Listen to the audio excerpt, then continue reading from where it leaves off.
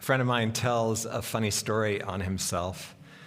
Years ago, he needed to drop his son off at daycare on his way to work. They were already off to a late start. I think many of us can relate to that. When, as they approached a railroad crossing, the lights started flashing and the mechanical arms come down.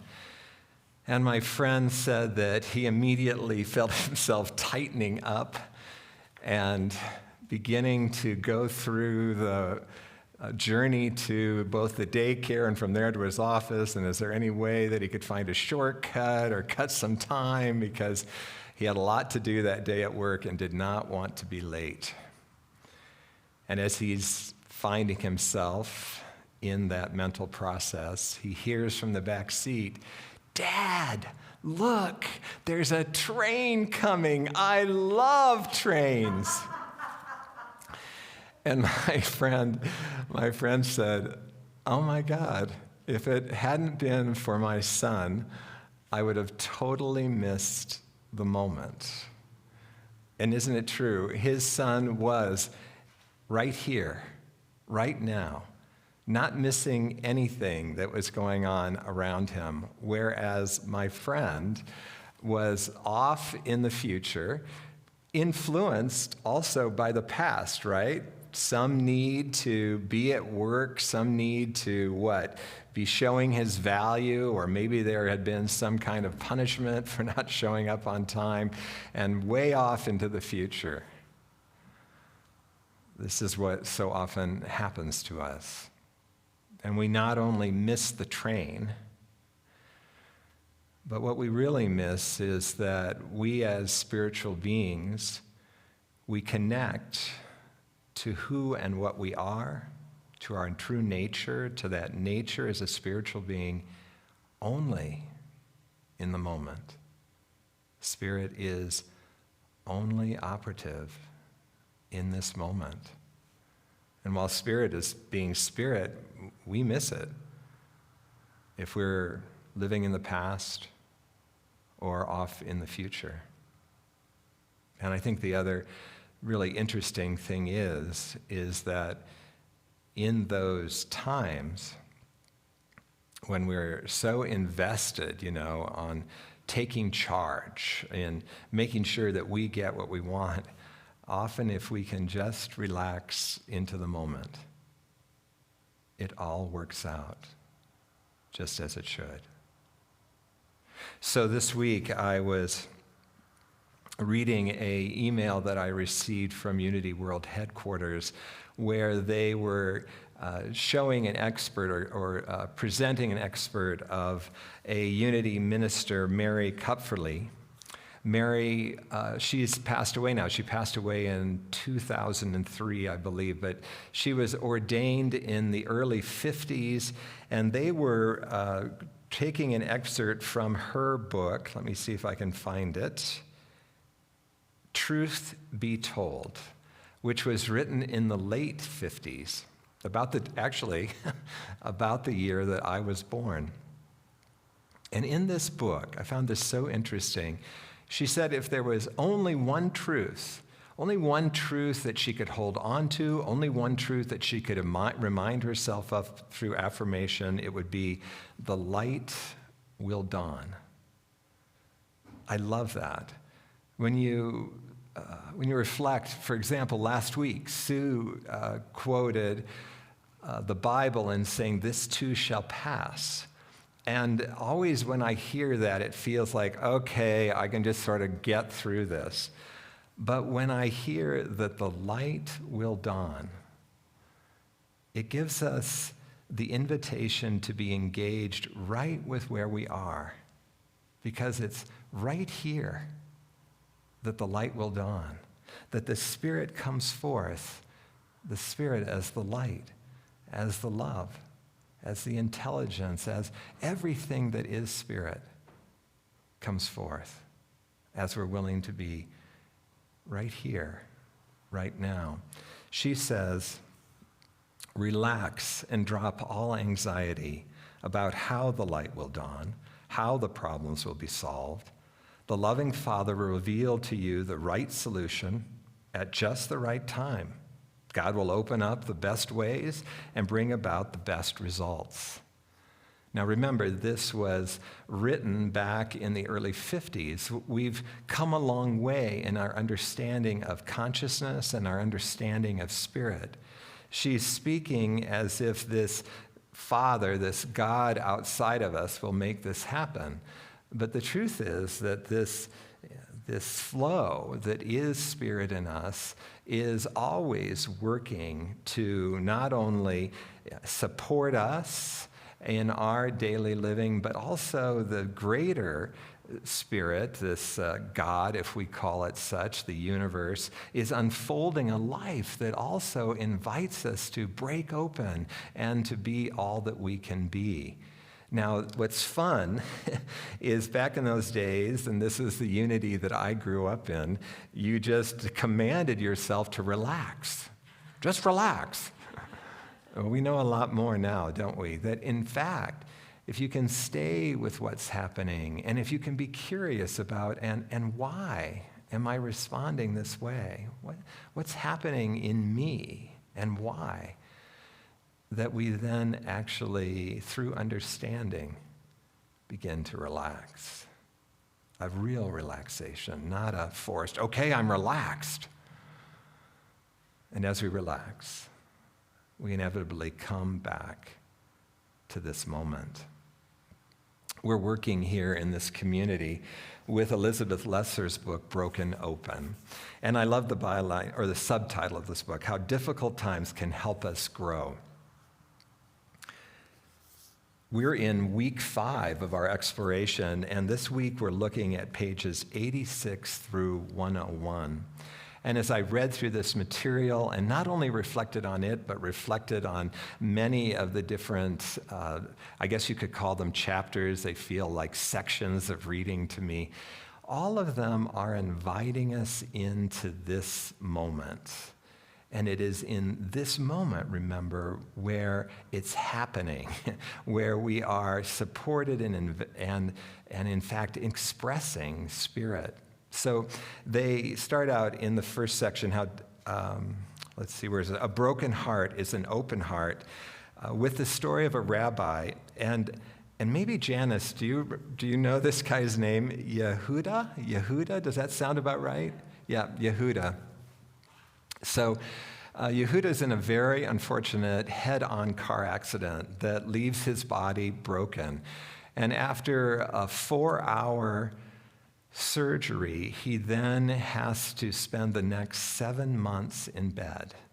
And he's really helpless in that space. He can't sit up on his own. He can't bathe himself. He can't get up to go to the bathroom. He needs help with everything. And he talks about suffering. And it's interesting, he makes a clear distinction that he was under pain management, and while I'm sure there was some pain, that part was handled. But what was happening for him was the emotional suffering, to know that his life would never be the same. He said that one of the things that he learned, one of the secrets, he said, was not to fight the pain, but to embrace it. That initially we all tend to constrict around pain. We want to get through it. This too shall pass, right? But as he began to embrace it, then his life began to change. He writes, to heal, I knew I had to be fully in the present and drop everything I thought I was, everything that I thought I was going to do with my life. See, this is the past coming forward, right? That so often what brings us suffering is when our life doesn't align with the ideas that we have for our life. And remember that the ideas that we have for our life so often are limiting. They've come from the culture that we grew in. They've come from family dynamics or family messages about who and what we should be. But is that the pure potential of what and who we should be? We can only know if we open to the Spirit, open to this movement within us. And so as as Yuda exploded or open to this, he writes, when crisis exploded in my life, the best in me was born.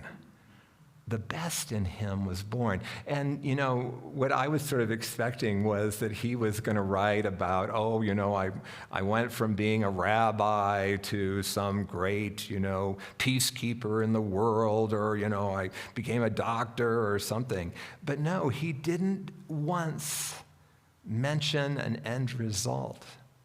Instead, he talked about the fact that while he'd had a history of not enjoying being alone, that he found that as he became present, as he was willing to explore his own suffering, what were these ideals that he had about who and what he should be? Why was it so difficult for him to just open up to, well, okay, my body's not the same. Who and what will I be now? That he found that he was never alone. He never felt alone, that there was a presence that carried him. He talked about the fact that despite the suffering that he was going through, that he felt joyous. He talked about how he was able to connect in a loving way with everyone that he met, and the courage that was there to stand in the not knowing of who and what he would become. You see, these are all qualities of spirit. These are the reasons that we want to be in the moment. That if we're not in the moment, if we're back living from the past or dreaming about the future, we're cutting ourselves off from the very thing that we are. This amazing mystery that is spirit.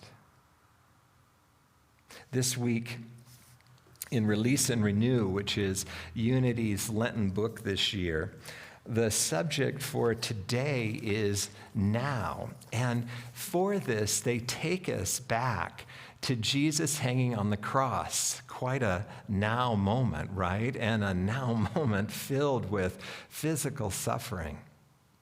And they remind us that on either side of Jesus were two men. Doesn't really matter that they were men, two people, both hanging on their own crosses. And for the interpretation today, they draw on I can say it.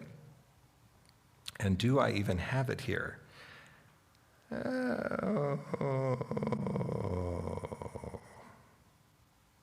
Yes, there it is. I found it. Mark Anthony Lord.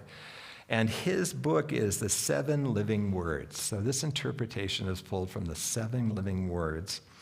And it says, when we're in a crisis of transformation, oh, by the way, I should remind you of something. You can leave that up, but one of the people hanging on one side would represent the past by this interpretation, and the other would represent the future. And Jesus represents the now. Why is that? Because Jesus, metaphysically, is our spiritual nature, our true nature, and it is, as I said before, only active in the now. We're only living that in the now. So here's what Mark Anthony Lord says. When we're in a crisis of transformation, the past and the future may both weigh heavy on us. Our ideas of how life is supposed to be, formed from our past experiences and expectations, have collapsed, and the future seems dark and uncertain. Now, that sounds bad, but this is the gift of being broken open, right? That these strong ideas of formed from the past, of who we're supposed to be, collapse. And the challenge is that the future seems dark and uncertain. But if we experience support in being with that, courage and strength and power, then that unknown becomes incredible potential. And so Jesus says simply to these two people hanging on either side of him, today you will be with me in paradise. This difficult situation invites you into the moment, and here you will find paradise. We're not going to lift the difficulty out of it, but in the midst of the suffering, you can find joy. In the midst of the not knowing, you can find clarity. There's guidance. There's love. There's grace. It's all potentialed here in the moment. And Mark Anthony Lord writes, paradise can only be experienced in the now present moment. Often our fear of the unknown comes from our fear that we will lose something of value. But in our faith, we know that there is never anything lost in God. Jesus' works confirm that only good shall remain. And isn't this the truth? As we are able to engage with life and we look back on the experiences of our life, they're always inviting us into greater and greater freedom, greater and greater understanding, into greater and greater alignment with what is true for us. I want to jump to the last section of our reading entitled Crooked Hearts, and it's about a woman named Sharon. And Sharon already knows that there's something amiss in her life. In fact, the chapter opens with these words. These are her words. On the outside, I was the wife of a doctor, the mother of 2 sons, a respected professional. She was a successful psychotherapist.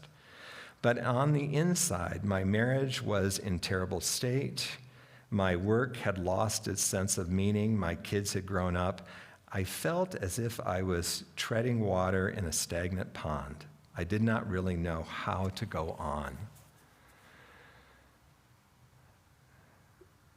These are sure signs of the activity of our ego, messing with our life.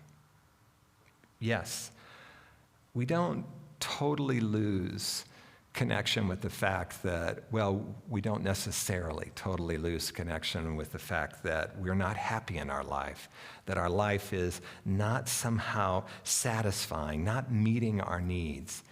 And yet, the ego has this wonderful way of leaving us feeling unclear. And remember, when we're in the ego, we're somehow in the future or in the past. And so we're cut off from these qualities like clarity. We're cut off from strength and courage, the kinds of things that allow us to take action. And so we just sort of stay. I'm not happy, but I don't really know what to do. And so I'm just here. But funny, not really here, not in this moment. I'm off on either side, but not in the middle. Certainly not experiencing paradise. And so what happens for Sharon is her 20-year-old son dies, and she's wrecked. It would wreck any of us, right? She never imagined that he would die before her. She is filled with grief and a sense of loss. She's, feels like her own life is coming to an end when suddenly something breaks open in her. Now, I will tell you that you get the definite impression, in fact, in many of these stories that are shared in this book, you get the definite impression that these people are working with someone, right? Working with another professional that can help guide them, that can help bring them back to this moment, help bring them back to, but what are you experiencing? What does it feel like? Why do you think you're experiencing that? And it broke her open. And she was able, and these are sure signs of being in the moment, and the qualities of spirit rising, the courage arose for her to ask for a separation from her husband. Now, this is another key point. When it's ego in charge, it's often clear the slate. Okay, I'm quitting my job. I'm divorcing my husband. It's all over. Spirit has the ability to go in and to discern and to adjust. And so she left her husband for actually a number of years, but came back to him, not as a doctor's wife, but as Sharon. Someone who had some sense of who she was, not just a mother, not just a doctor's wife, not just a psychotherapist. She was able to branch out from psychotherapy and actually became an award-winning poet and author. Quite a change from a psychotherapist. You see, life broke her open, and she somehow was open to the break. Elizabeth Lesser, I quoted last time, said that as many people as she interviewed for this book, Broken Open, who had really allowed themselves to be broken open, who had broken out of that way that the ego tends to tighten us down around problems and say, we need to take charge, that there were just as many people that never could break open. And she talked about the level of cynicism and she had several different words to describe these people that were stuck and frustrated and angry and yet could do nothing about it.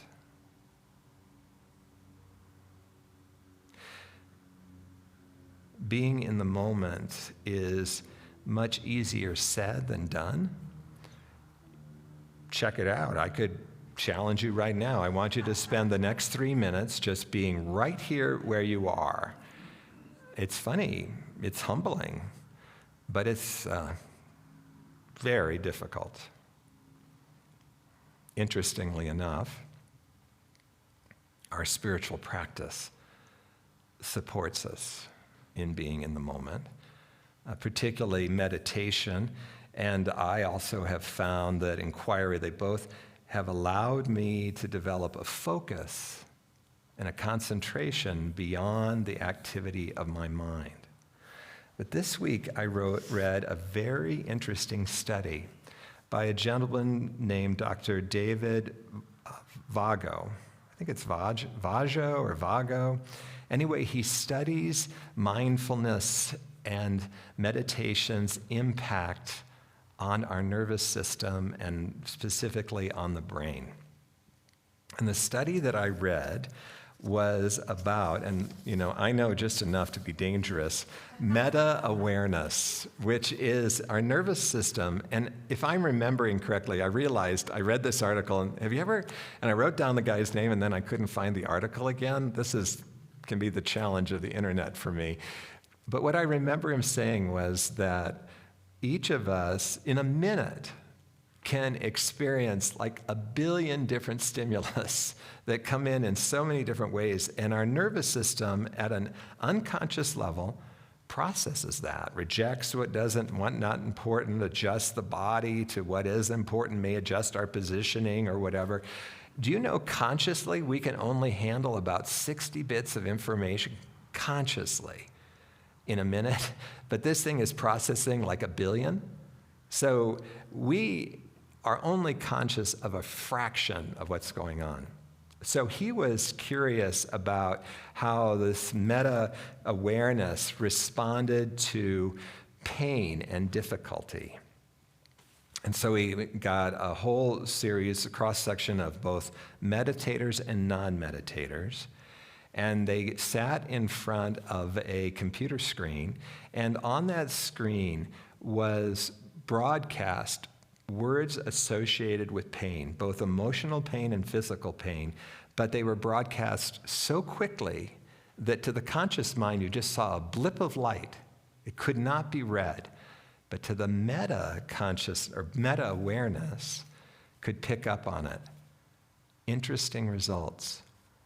Overwhelmingly, those that did not have any training or practice of mindfulness, of meditation, literally turned away from the screen.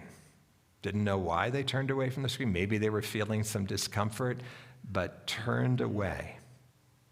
Those that meditated, whether they were brand new at meditation, whether they'd been at meditation for a lifetime, no matter what meditation practice, overwhelmingly stayed with the screen. And in a follow-up experiment study that he referenced, they tested 5,000 people just following along with their lives, both meditators and non-meditators. And those that meditated, they watched how they responded to interruption.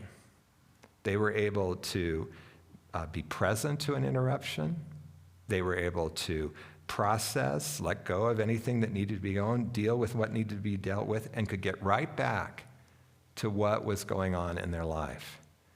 Those that had no background in mindfulness or meditation took on average 38 minutes to get back to where they began. Got distracted, moved off to other things, couldn't process what the distraction was, ruminated over fears on the unknown. I mean, he just went on the benefits of meditation. So we get to see that our very nervous system and our brain are wired not to be in the moment. That's fascinating, isn't it? They're wired to really protect us from being flooded in the moment by feeling. But that development didn't understand that we're not just human beings, but we're spiritual beings. And that when we find ourselves in the moment, that's where we are totally supported in life. And so we're back. Remember, we started this study of this book with me challenging you to recommit yourself to your spiritual practice. It can be as short as 5 minutes a day. You know, Ray Winfield, you can participate in Ray Winfield's meditation on Tuesday night virtually. You don't even have to leave your home. And by doing so, you're supporting yourself in accepting the invitation to live in paradise.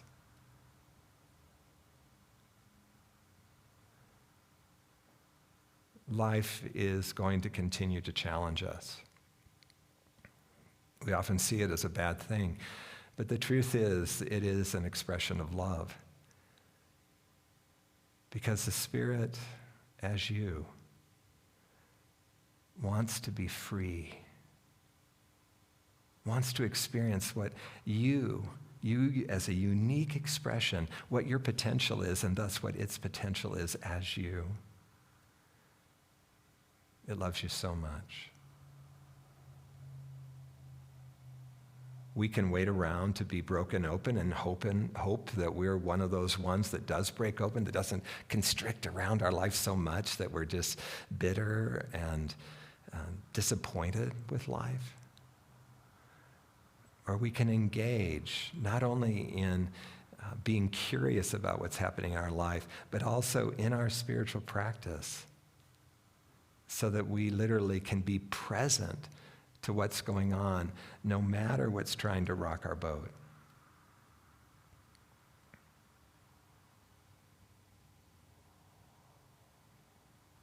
Your life is truly a wonder. And the light is working to dawn through you. Let's make sure that we all accept that invitation. To support us in that, I want to invite you into some meditation with me today. If you've been with me for the talks that I've done in this series, I want to invite you just into simple meditation with me. In meditation, we aren't just reviewing our to-do list, but we're learning to place our focus and our attention on something other than the activity of our mind. And so I invite you to maybe put your attention on the gentle in and out movement of your breath. Or if you're familiar with it, to bring your focus to your cost center, that center that's approximately 2 inches in from your belly button and 3 inches down, or 3 fingers down, 2 fingers in, 3 fingers down, or as I said last time with COVID, it's probably a few more fingers in for me. Just let yourself begin to quiet.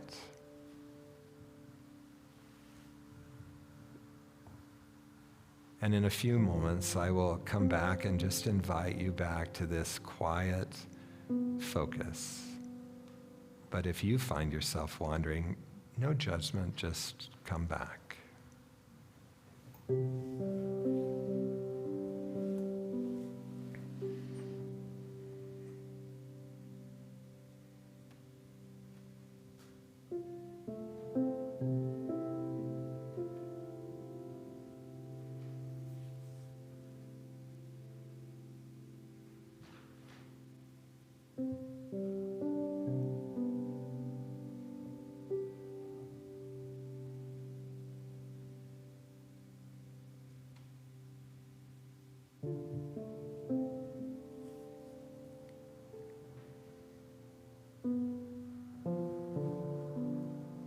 Check in where you are now. Gently come back to the breath or come back to the cost center.